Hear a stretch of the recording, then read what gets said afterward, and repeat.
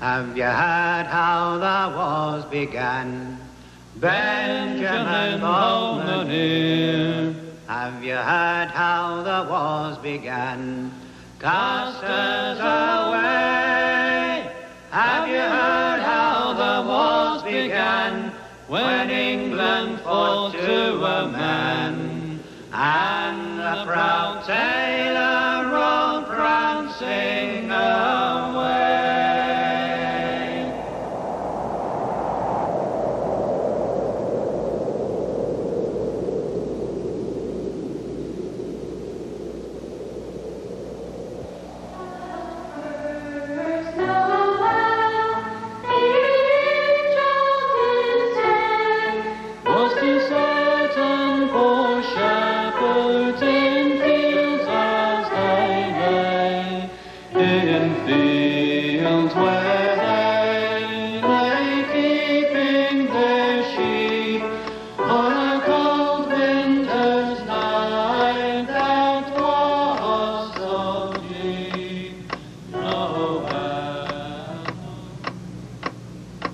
My dearest mother,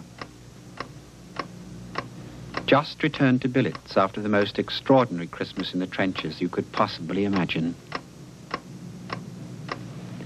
On December the 23rd, we took over the trenches in the ordinary manner, relieving the grenadiers. And during the 24th, the usual firing took place. Sniping was pretty brisk.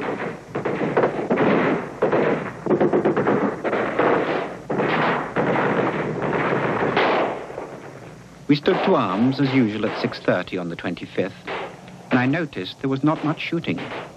Even this gradually died down, and by 8 a.m. there was no shooting at all, except for a few shots on our left by the Border Regiment.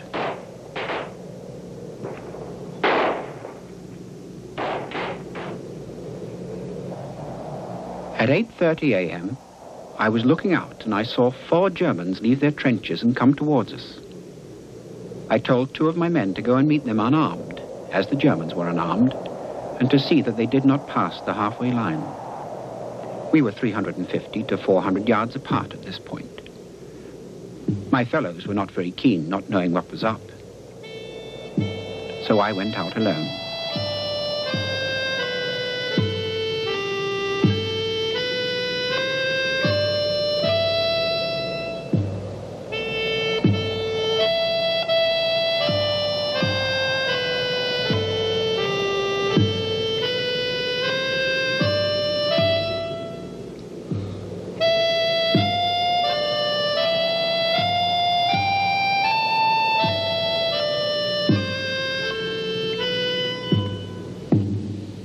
They were 3 private soldiers and a stretcher-bearer, and their spokesman started off by saying that he thought it only right to come over and wish us a happy Christmas, and trusted us implicitly to keep the truce.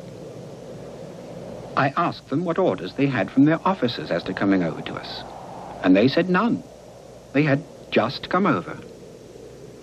They protested that they had no feeling of enmity towards us at all, but that everything lay with their authorities, and that being soldiers, they had to obey. They said that unless directly ordered, they were not going to shoot again until we did. We talked about the ghastly wounds made by rifle bullets, and we both agreed that neither of us used dum-dum bullets, and that the wounds are solely inflicted by the high-velocity bullet with a sharp nose at short range. We both agreed it would be far better if we used the old South African round-nose bullet, which makes a clean hole. We kept up this conversation for half an hour, at the end of which time they asked me to meet with them later in a larger group.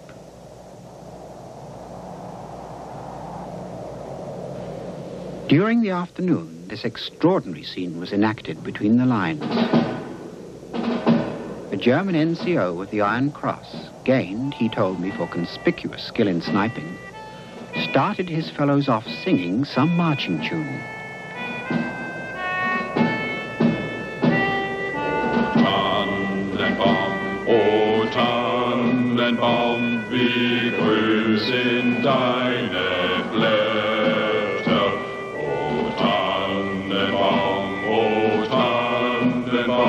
wie grün sind deine Blätter. O Tannenbaum, wie grün sind deine Blätter. Oh, tidings to you, wherever you are, the tidings for Christmas and a Happy New Year.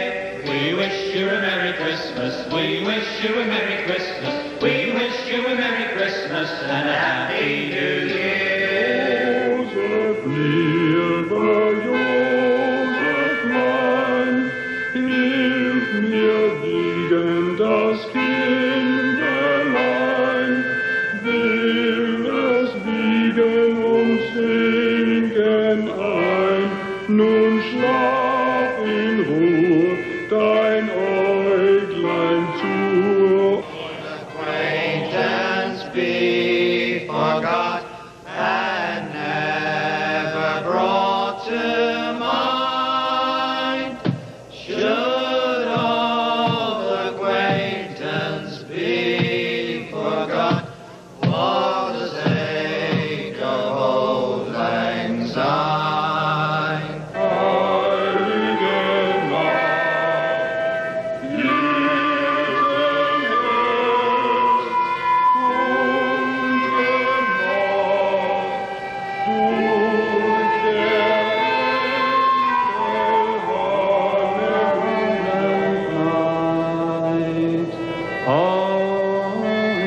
At 4:30 p.m. we agreed to keep in our respective trenches, and I told them that the truce was ended.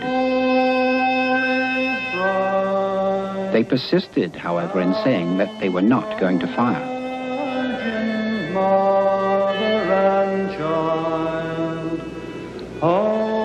The same comic form of temporary truce continued on the 26th. And again at 4:30 p.m., I informed them that the truce was at an end. We sent them over some plum puddings, and they thanked us heartily for them and retired again.